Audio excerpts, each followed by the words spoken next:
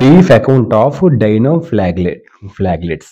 డైనోఫ్లాగ్లెట్స్ ఇప్పుడు చెప్తున్న ఈ యొక్క answer comma most important terminology words.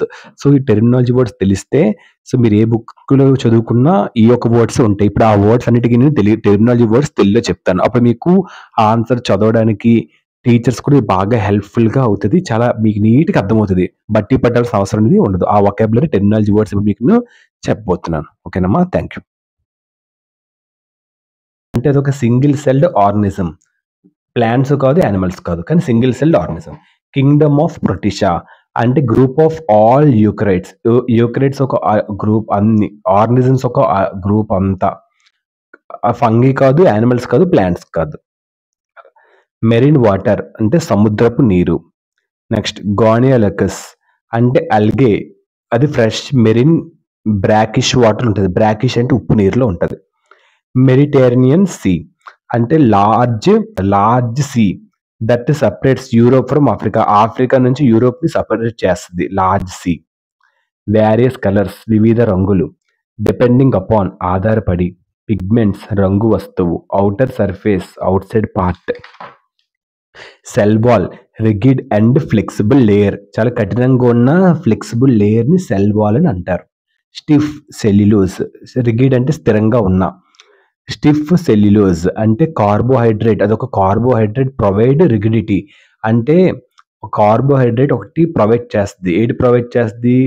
రిగిడిటీ provide చేస్తుంది. రిగిడిటీ అంటే ఏంటి? అనేబుల్ టు బెండ్ అవ్వడానికి అసలు అవ్వదు. అండ్ స్ట్రక్చర్ దాన్ని ప్రొవైడ్ చేస్తుంది. బెండ్ అవ్వకుండా ఉన్న స్ట్రక్చర్ ప్రొవైడ్ చేస్తుంది ప్లాంట్ సెల్స్ కి. అదే స్టిఫ్ సెల్యులోజ్. ఫ్లాగెలే అంటే అదొక హెయిర్ లైక్ అపెండేజ్, అది సెల్స్ మూవ్ అవ్వడానికి హెల్ప్ అవుతుంది. లైస్ అంటే డైరెక్షన్, వే, రెస్టింగ్ పొజిషన్. లాంగిట్యూడినల్లీ అంటే in the direction of length, height ఒక డైరెక్షన్. ట్రాన్స్వర్స్లీ అంటే అడ్డంగా.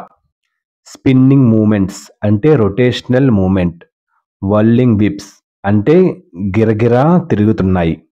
Nucleus central and most important part of object. Condensed అంటే మేక్ డెన్సర్.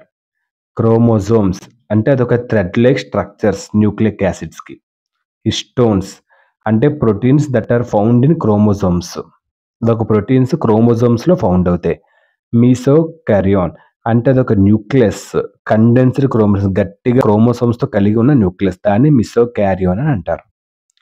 మెరిన్ డైనోఫ్లాగ్లెట్స్ అంటే production of many marine toxins, ఎక్కువ మెరిన్ సముద్రపు టాక్సిన్స్ తో విషంతో కలిగి ఉత్పత్తి అవుతాయి.